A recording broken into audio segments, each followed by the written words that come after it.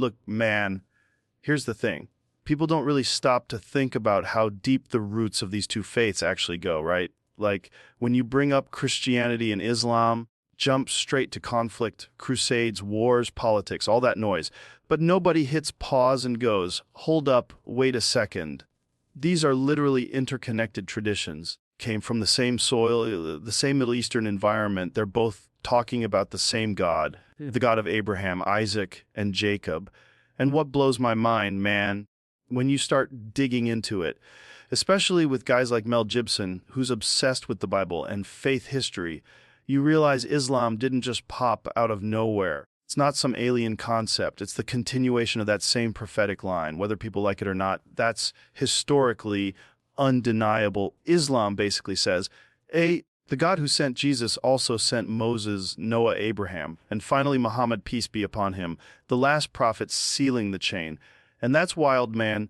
Christians already get the idea of prophets, revelation, divine law, morality coming down from heaven. Then Islam steps in like, boom, here's the final piece.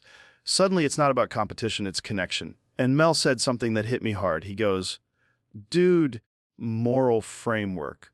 The 10 Commandments. Honor your parents, worship one God, don't kill, don't steal, don't cheat. Both faiths are literally waiting for the same guy to return. Billions of people across 2 religions for one figure, and still arguing instead of realizing maybe they're on the same team. And that's the crazy part.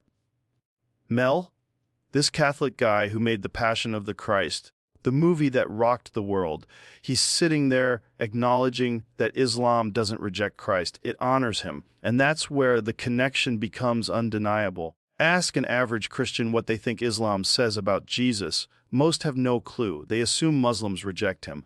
But when they find out Muslims actually love him, revere him, call him Isa ibn Maryam, Jesus, the son of Mary, they're blown away. That's when the walls start to fall, because ignorance is the real enemy, not faith. And that's why these conversations matter.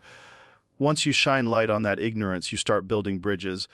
And when you dig deeper into Abraham, that's where everything connects. Patriarch of Judaism, Christianity, and Islam, the root, the father. Both the Bible and the Qur'an describe him as the man willing to sacrifice his son for God.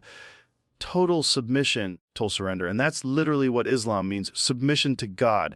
Christians see that same act as faith. So again, not division, but parallel paths.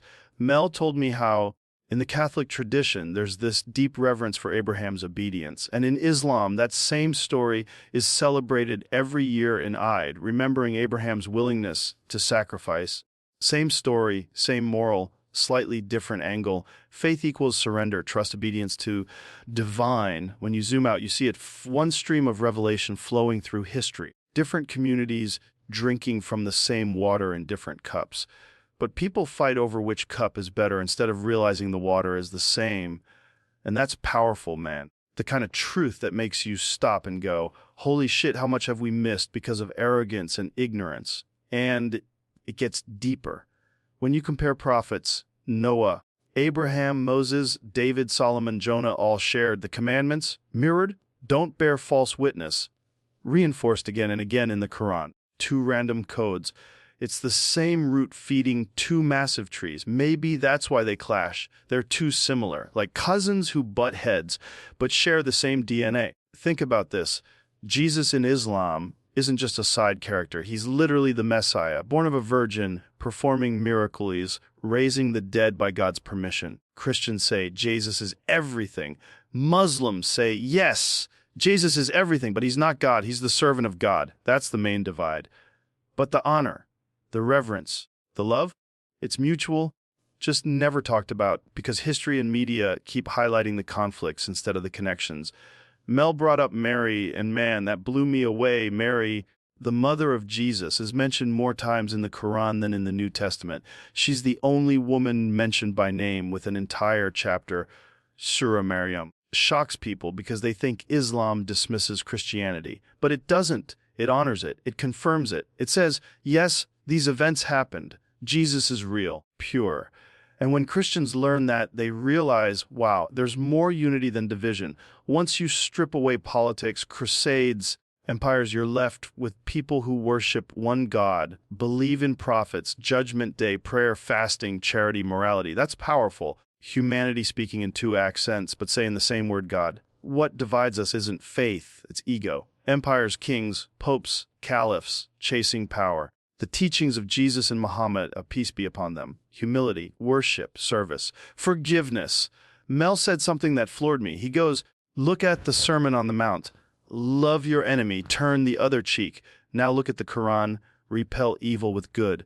Forgive if you can. Mercy is closest to piety. Those aren't contradictions. That's harmony. Two instruments in the same song, playing different notes, but the same melody. Why Islam calls Christians and Jews people of the book. Same revelation, different chapters, one author. But people stay stuck in history, crusades, colonialism, terrorism. Isolate the message, you see overlap, not opposition. And get this, both faiths say Jesus is coming back. Muslims believe he'll descend from heaven, defeat the Antichrist, justice and peace. Christians believe the same. Same story, same hero, same God. That's not coincidence. That's lineage. Mel was like, fake Muhammad just showed up and made stuff up. But read the Quran. It keeps saying, remember the Torah, remember the gospel, remember what God told Israel. It's not deleting the past, it's restoring it. And that's exactly what Jesus did with Moses' law. I didn't come to abolish the law, fulfill it. Then Muhammad comes and says, I didn't come to erase Jesus, but to confirm him. It's a chain, man. Prophets passing the torch through time. And when you see it like that, all the fighting looks ridiculous, because it's literally brothers arguing over inheritance, the same divine legacy. Even the practices line up. Prayer. Muslims bow prostrate, same as Moses, Abraham, Jesus in the Bible. Fasting, Lent and Ramadan, same purpose, same discipline. Charity, teething and zakat, identical ethics. Justice, passion, helping the poor. Both preach it. Mel said it perfectly. The devil's greatest victory was making the children of Abraham fight each other instead of realizing they share the same father. And that hit me, man, because that's real. Divide the family, weaken them both. History proves it. Empires exploited that division, and it's still happening today. The media pushes a clash of civilizations, but it's really a clash of ignorance. And I love that guys like Mel aren't afraid to say it. Maybe we've been lied to about each other. Maybe if people actually read the Quran, they'd find Jesus, Mary, Moses all over it. They'd find familiar values, mercy, justice, love. And that realization changes everything. Muslim isn't a stranger.